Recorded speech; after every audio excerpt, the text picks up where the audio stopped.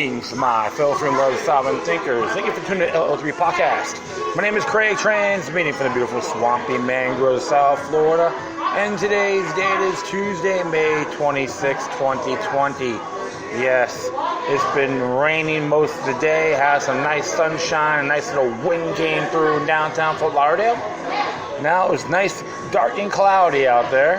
Hopefully, people on the roads, please be safe.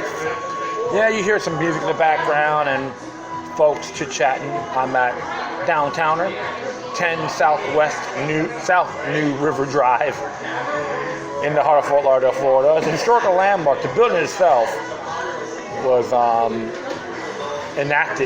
erected, or actually opened in 1926.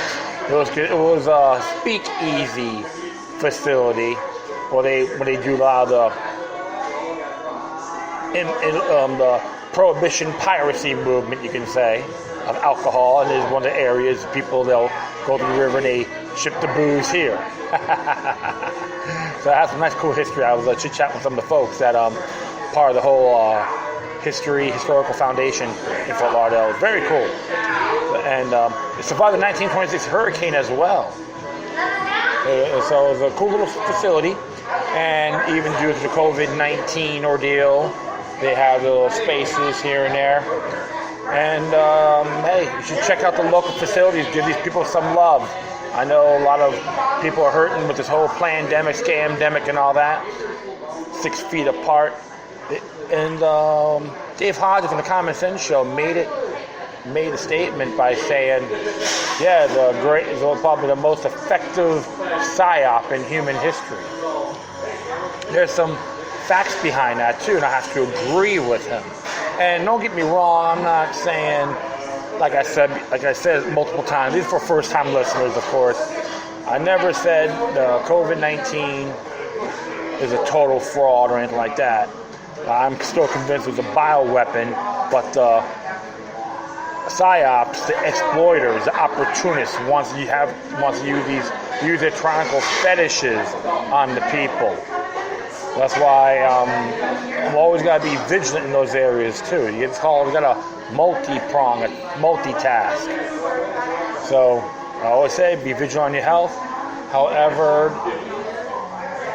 things are going along, it's time to call out our tyrants from the local or state level, whether they're elected or appointed.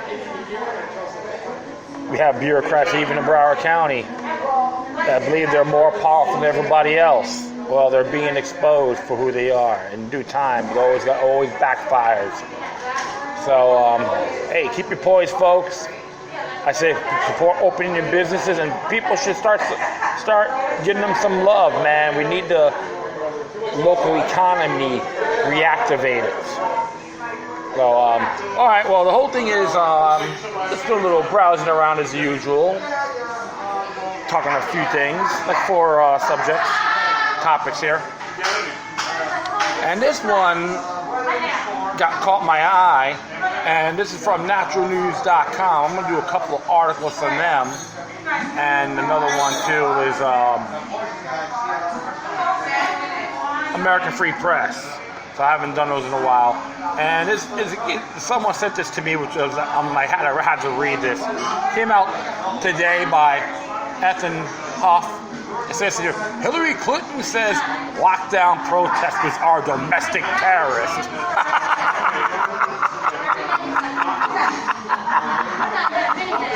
It's hilarious. We have this Bushite, globalist parasite, psychic vampire, who's responsible for multiple deaths, and saying the protesters are domestic terrorists.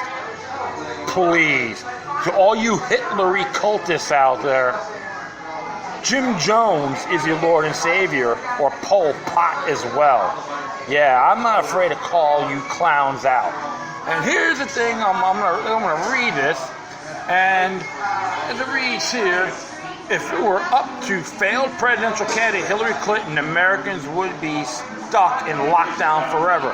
And those that are trying to leave the their government-erected human cattle pens even now are guilty of domestic terrorism, she says.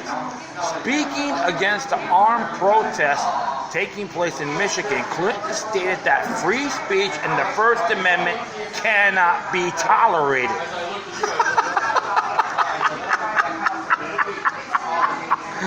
Wow. I'm going to proceed. Instead, Americans need to just put on their mask, walk in 6 feet distance formations at all times, and keep their mouths shut, according to Clinton. Okay? You're talking about a tyrannical scum queen who thinks it's okay for Muammar Gaddafi from Libya to die, who gets lynched, goes, and he died, and laughs about it in a sinister, arrogant fashion. Wants the people over there to put up and shut up because they know best. Spare me the moment. So I will continue on here. Speaking against armed protests taking place in Michigan, Clinton stated that free speech and the First Amendment cannot be tolerated. And, excuse me, I already read that. Armed men storming at legislature to disrupt its democratic proceedings is domestic terrorism.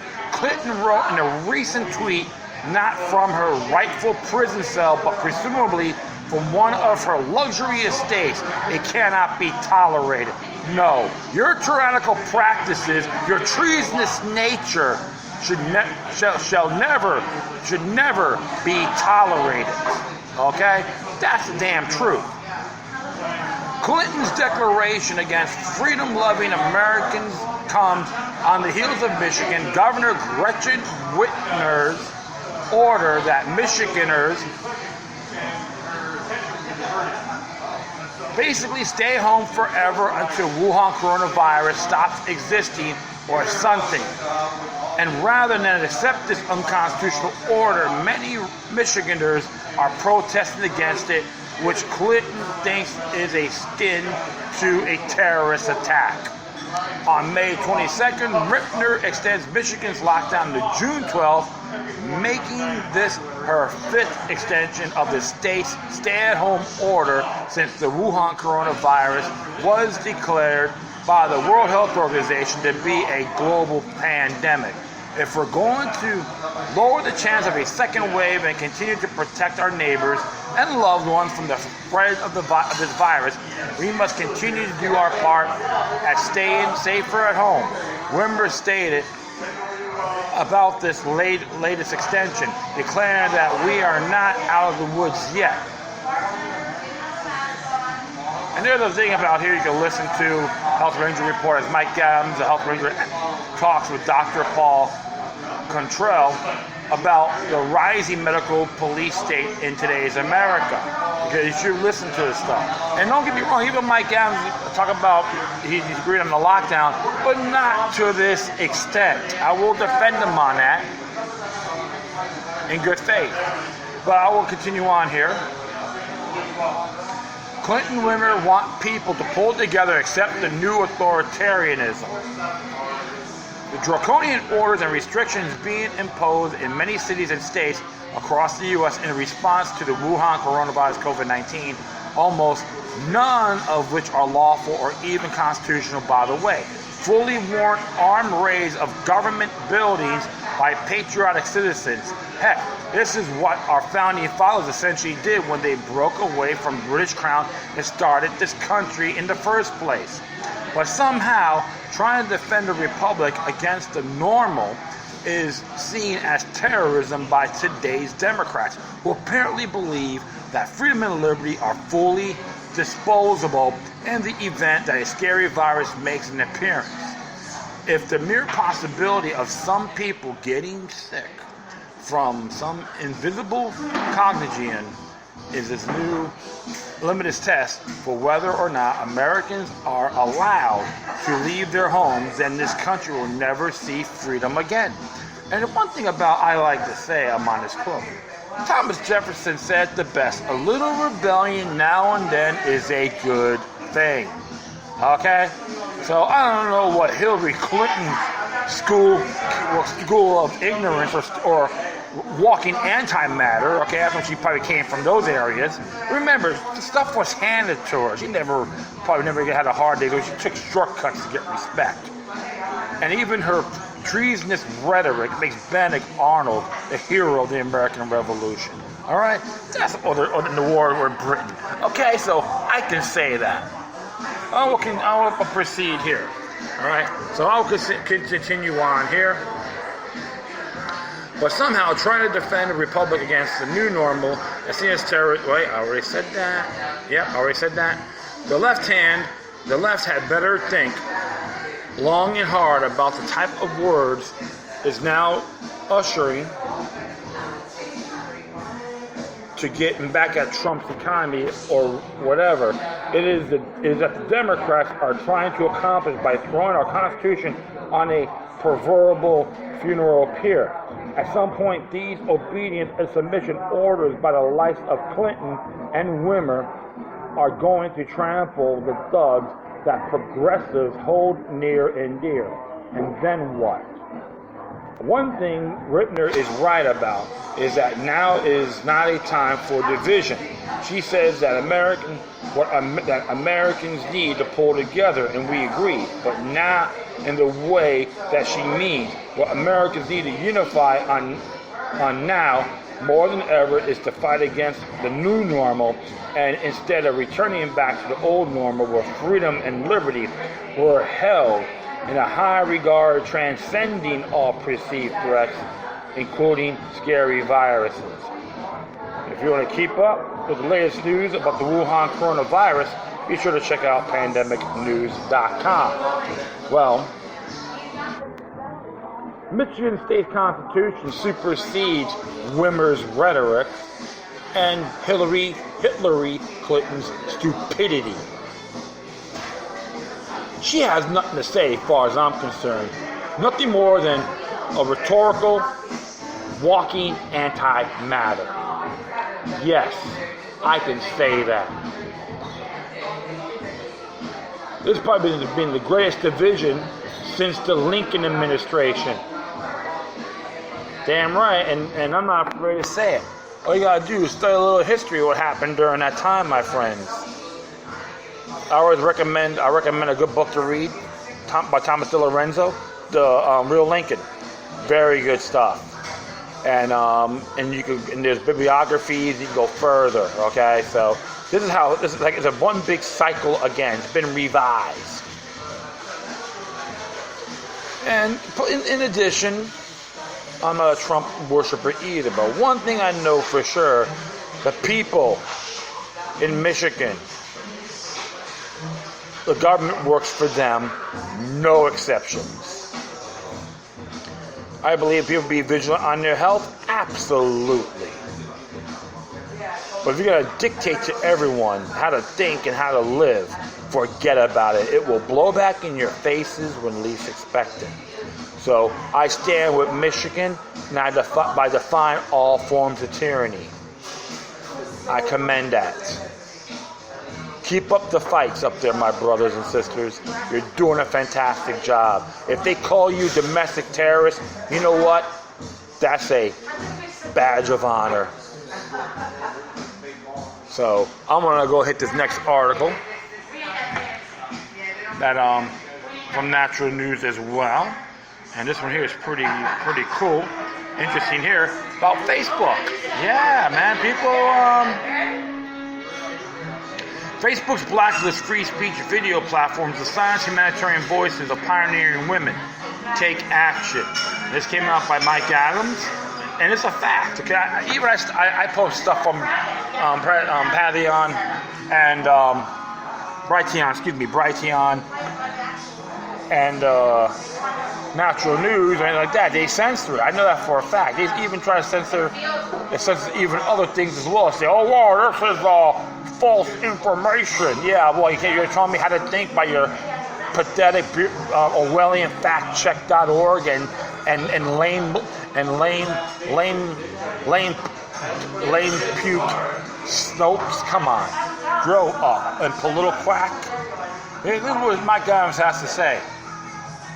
Brighteon.com is a popular, independent, and video platform that features humanitarian and free speech videos, including those pioneering women like Judy Mikovits and Chinese freedom leader Jennifer Zhang.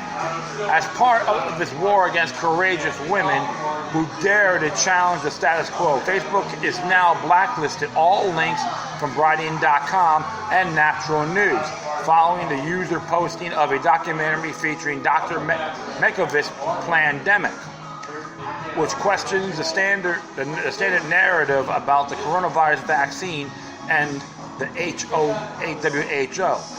Various language versions of the pandemic documentary was posted by other users, not by owners or operators of Brighteon.com or Natural News. Yet, because these videos were earning a large number of shares on Brighteon, as well as editorial coverage on Natural News, Facebook chose to blacklist all links from both platforms, regardless of the content. This allowed anyone from sharing any links from Brighteon or Natural News. This means Facebook had blackmailed hundreds of thousands of videos and articles on gardening, smooth recipes, nutrition, pet care, diabetes prevention, women's reproductive health, and other topics that offer extraordinary wisdom and aid for humanity. Because Brighteon is a free speech platform, it also hosts videos and more controversial topics, but that is the nature of a free speech platform. Brighteon.com does not endorse the content of every video on platform. We believe that Facebook's efforts to blacklist a competing content platform qualifies as illegal antitrust action under U.S. law, and we are asking for your help to demand Facebook remove its blacklisting of competing content platforms. See the action terms below. Facebook is now dictating what you're allowed to read or even think about every subject of controversy. Facebook's blocking of share content links goes too far. Even when a user chooses to share a link that she finds valuable, Facebook decides that you can't share that links you want to share because Facebook disagrees with the content. This fascist digital book burning approach allows Facebook to control every conversation, every debate, and every fact by disallowing all views and with which it disagrees. In fact, by blacklisting entire websites that features user-generated content such as video and articles, Facebook is discriminating against all users on those sites, regardless of of their content, which varies widely. Currently, Facebook is disallowing all views that contradict the WHO, which is obviously run by Communist China and an anti-human rights regime with a long documented history of organ harvesting, political execution, and extreme violations of fundamental human rights. This puts Facebook in the position of protecting one of the most heinous anti-human rights political regimes in the history of human civilization, while courageous American scientists and brave Chinese dissenters are silenced. Facebook's catapults the propaganda of Communist China to the forefront, calling their lies facts, while everyone who questions the propaganda is silenced. Can we say Bizarro is my Lord and Savior? Damn right. Why is this tolerated in America? Why is Facebook even allowed to continue to exist when it demonstrates such disdain for the values of free expression that gave rise to America's greatness?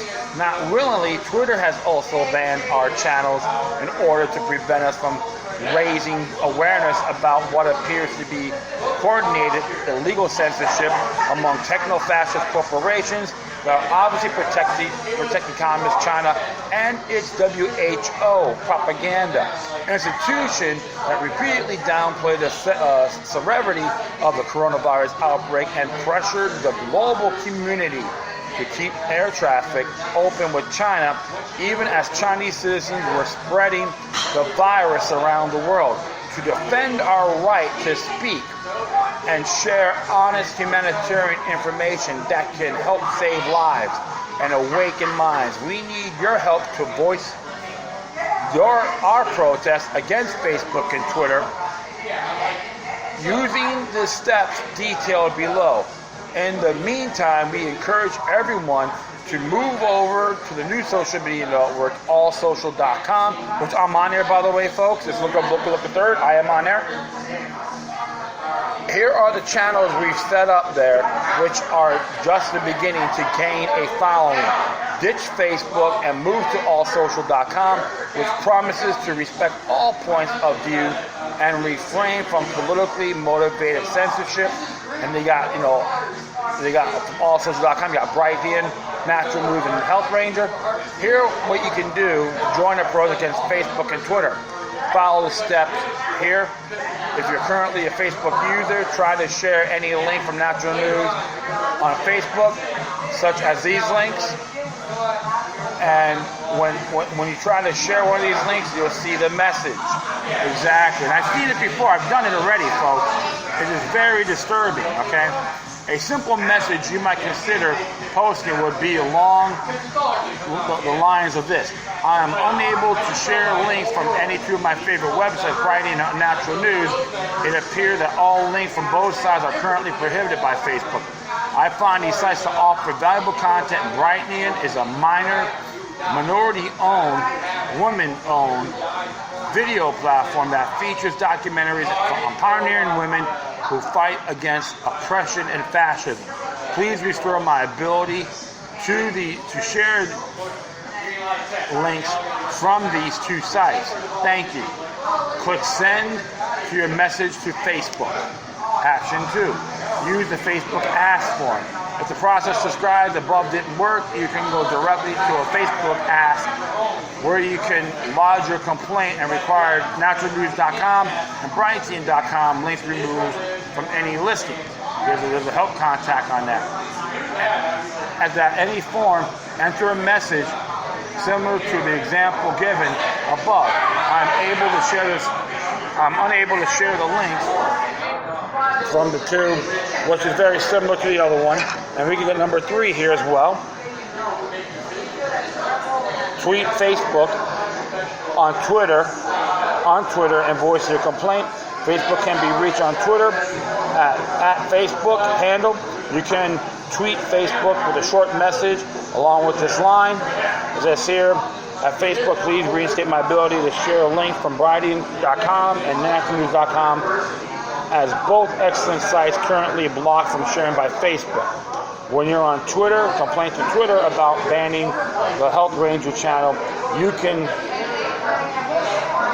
tweet at Twitter or at Twitter comms and demand that the Health Ranger can be reinstated to help restore my speech, so I can join a public debate about vaccines and the coronavirus, among other topics. Thank you for your support. And of course, right here, you said send an email complaint to Facebook. There's a support page, very similar. And action item 5, file a complaint with the FTC. FTC handles antitrust matters, and it's clear that Facebook's blacklisting from competing content network hosting third-party current is a monopolistic antitrust action. You can file a complaint with the FTC stating here. And from there you answer a series of questions and finalize the complaint. For this complaint, you don't lose money, so you can do that. But you were deprived of your civil rights to engage in an online speech because of the network, Facebook, engaging in antitrust, anti-competitive blocking, and Facebook's monopoly over online speech. In addition, there are 44,000 other users on Brightian whose civil rights have been violated by the discriminatory blacklist of Facebook. It tells you all about that. And of course, the class action civil rights complaint. And 6, file a civil rights complaint with the Department of Justice. So if you want to do that, you can.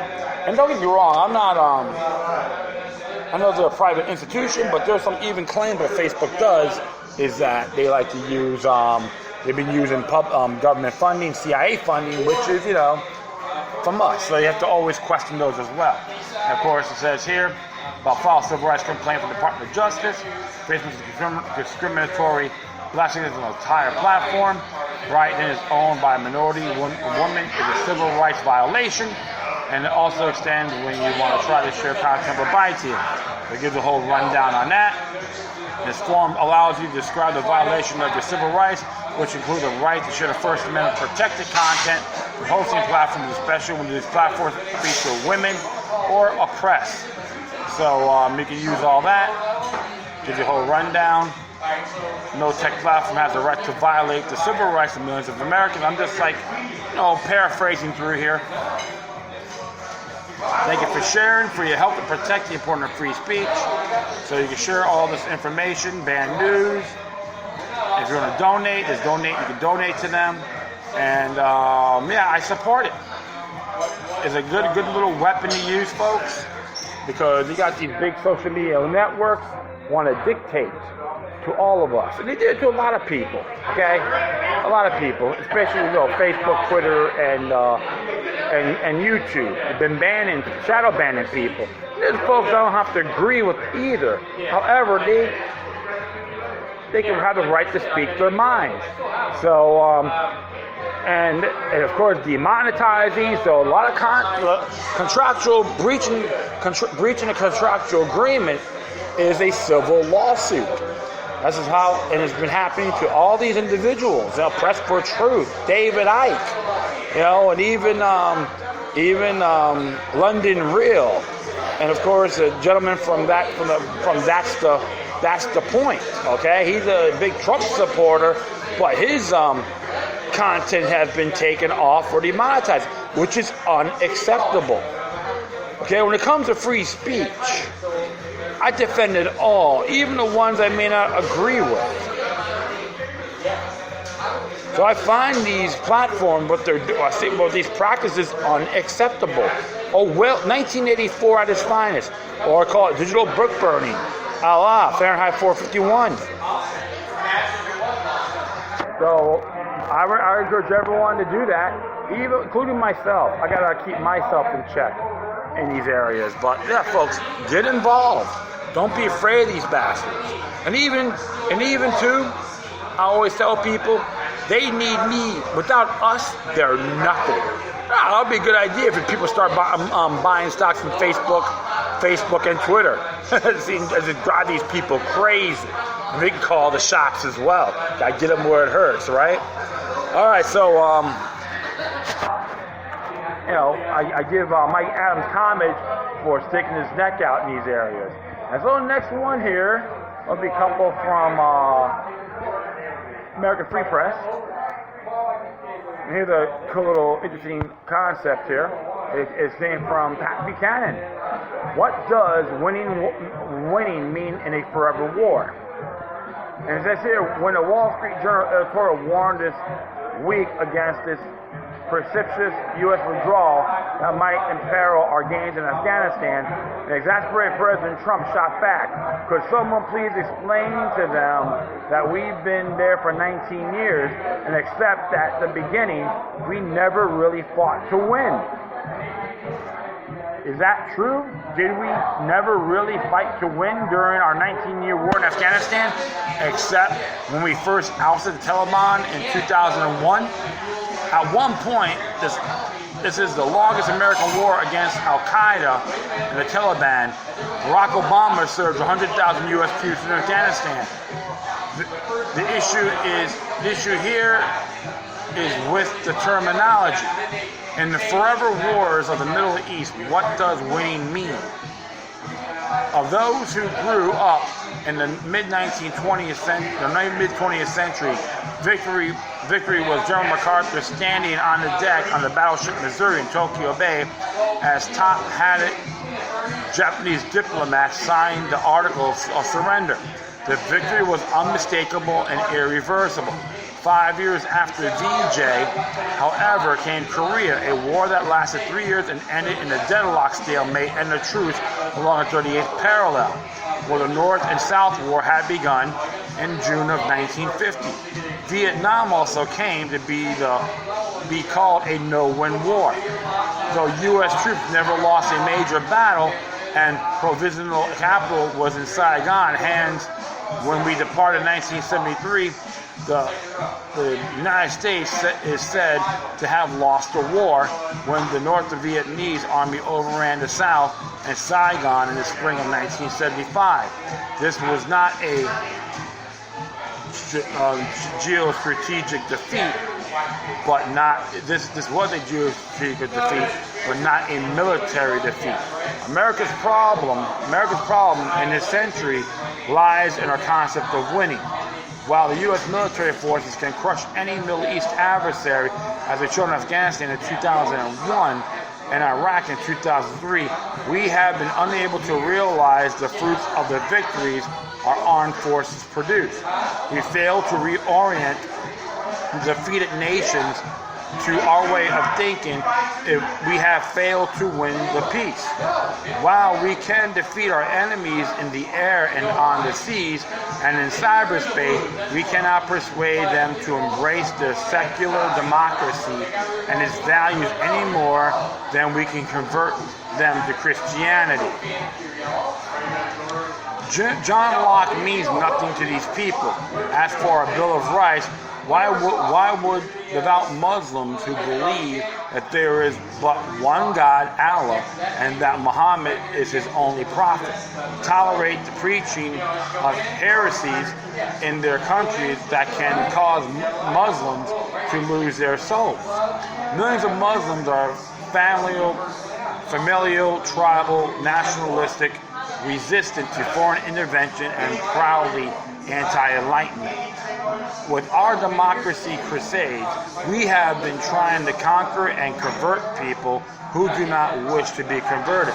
Moreover, we lack the patience and perseverance to change our covert them.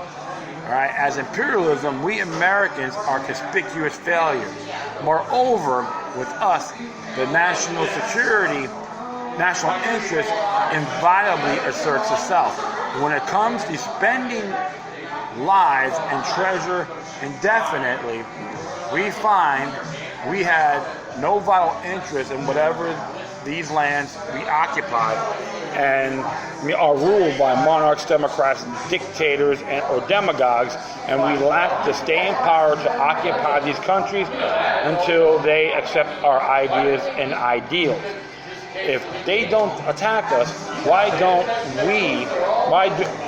do we not just leave them be? Our enemies in the Middle East do not defeat our military. They outlast us. They apparently have an inexhaustible supply of volunteers willing to give up their lives in suicide attacks. They are willing to fight on and trade casualties endlessly. They do not subscribe to our rules of war. They tire us out and eventually give up and go home. They refuse to surrender and submit because it's their belief, their values, their faith, their tradition, their tribe, their God, their culture, their civilization, their honor that they believe they are fighting for, and what is, after all, their land, not ours. They're not trying to change us. We are trying to change them, and they wish to remain who they are. Woodrow Wilson famously declared of our neighbors to the south, "I'm going to reach Latin American republics to elect good men." Wilson forgot the kernel of truth in the ethnic slur of his era. You cannot grow bananas and democracy on the same piece of land. If it is a contest between armed forces, America wins. We can oppose our will on the country, but cannot win their assent. They resist until we tire of trying to educate them.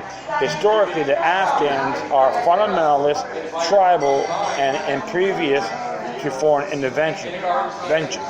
What will the Taliban do when we leave? They will not give up their dream of again ruling Afghan nation and people. And they will fight until they achieve that goal and their great idea of victory, dominance. And if 100,000 Americans fighting besides the Afghan army could not force them to surrender, then why should they settle for half a loaf and accept a compromise now? Absolutely. That's how they are. And it's okay. Let it be. Bring our troops home, not just from Afghanistan, worldwide. This imperial game hurt a lot of beautiful people, whether they're soldiers or non-combatants. All right? You can't change people. It's up to them to make their decision of what they want. It's like people coming around here trying to tell us how to think. It doesn't fly. Yeah, they got their rebel side too. So do we. And I say this. End all the imperial game. Bring all our troops home. No exceptions. I was there too. I was there too before the year before stadium game. We're going to do one more here. Pretty cool one. This one came from American Free Press again. Written by Dr. Ron Paul. There's at least one good thing to come from lockdown. One of the few things that come out of a government mandate shutdown is that many parents have started homeschooling their children. Many of these parents are likely to continue homeschooling after the government schools reopen. Last week, the Center for Disease Control and Prevention, CDC, did its part to encourage homeschooling when it unveiled guidelines, for schools to follow when they reopen. Among CDC's guidelines are schools put tape on the hallways directing children which direction to walk and how much distance to keep between themselves and their classmates. Yes, the CDC also recommends children not share electronic devices or learning aids. The guidelines even said children should wear masks at school. Yeah, Pavlov's dog training, herd conformity 101. Draconian education indeed, enslave the children via mind control. So I will proceed here. The CDC's guidelines instruct schools to close playgrounds and cafeterias and to cancel all field trips and assemblies. Instead, students are to spend all day at their desks, not even leaving classroom for lunch or recess. Yes, they want to make them dumb. They want to make them read, write, be stagnant, and let them gain diabetes, obesity, and all that. How astute of them, right? The CDC guidelines may not have the force of law, but it's likely most government schools will adopt them in order to ensure continued access to federal funding. Schools will do this even through children are at very low risk of being seriously harmed by coronavirus. In fact, by forbidding children from going outside to play, exercise, and get sunshine, the guidelines actually endanger children's health. The guidelines also harm children by limiting their ability to interact with their fellow students and develop social skills. Exactly. Zombies. Cyborgs. Okay? It's doing it for your own good. So I will continue on here. Opponents of homeschooling claim that homeschool children lack proper socialization. Like many attacks on homeschooling, the claim that homeschoolers are not socialized is the opposite of the truth. Education researcher Corey DeAngelis recently told journalist John Stossel in a Reason magazine interview that children who are homeschooled get much better academic and social results than kids in government schools. Mr. DeAngelis pointed out that the homeschooler score about 30% higher on the SAT than kids in regular schools. Parents looking for homeschooling program that includes an introduction to the ideas of liberty should consider my homeschool curriculum. My homeschool curriculum provides students with a solid education in history, literature, mathematics, and the sciences. It also gives the students the opportunity to create their own websites and internet-based businesses. The curriculum is designed to be self-taught, with students helping and learning from each other via online forums. Starting in 4th grade, students are required to write at least one essay a week. Students also take a course in public speaking. The curriculum teaches history from pro-liberty perspective, and the economics section is taught from the Austrian viewpoint. But unlike government schools, the curriculum does not compromise education quality or distort facts in the pursuit of a political agenda. Students are using my homeschooling program to develop of learning, study superior communication skills, and gain real-world business experience. They also develop the critical thinking skills necessary to see through the lies peddled by government officials and their sycophants in the mainstream media. The skills and knowledge students gain will enable to succeed in whatever career they choose to pursue. Parents interested in giving their children a well-rounded homeschool education that includes sound economics and the history and philosophy of liberty can get more information about my curriculum by going to ronpaulcurriculum.com. And you know what? I like it. One thing I told people, never rely on the government schools to educate yourself. See, even when it comes to the historical aspect and other information, I learn more from my school libraries than in the classroom. Okay, so interesting there. And right now what's going to happen, what they want to do, they want to make their kids into zombies, walking cattle, antimatter. Wearing cowbells, they should be having cowbells around their necks, for goodness sake. And I despise this. This is a form of tyranny on our children. And the teachers that want to pursue these things are nothing more than Uncle Toms and Aunt Jemimas to the tyrannical government. Plain and simple. And I'm in the union too, for goodness sakes. If you got these unions, unions that represent teachers, support this. You need to step down, burn your cards, and walk out that door.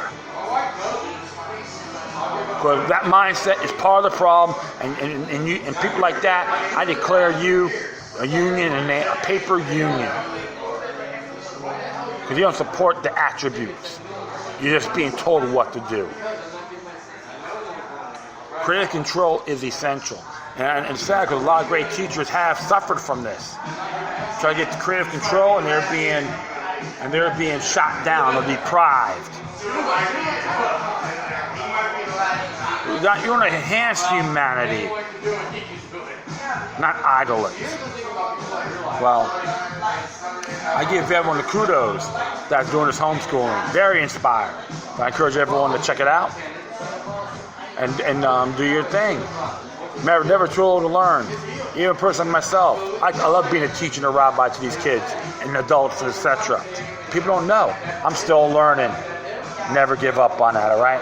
We got the technology. Let's take advantage of it. And that will be it. I thank everyone for listening. Plus, feel free to download and share throughout the social media networks. If you have any questions, comments, or something interesting I want to check out, whatever you do, please send your correspondence to Decorum. In addition, I'll leave on the footnotes of this episode of my Spreaker. On my Spreaker page. I'm on multiple sites. If you wanna, and just go hit the search engine and just type in Loki Luck Roman numeral 3. You'll find me everywhere. That's cool. If you want to donate, you can hit me at paypal.me/Loki Luck number 3. That's all together. Once again, thank you for your time. Please always remember that demoniac resistance is healthy for the soul and can liberate humanity. Until next time, take care of yourselves. Keep on spreading love. And may your guardian spirits be with you.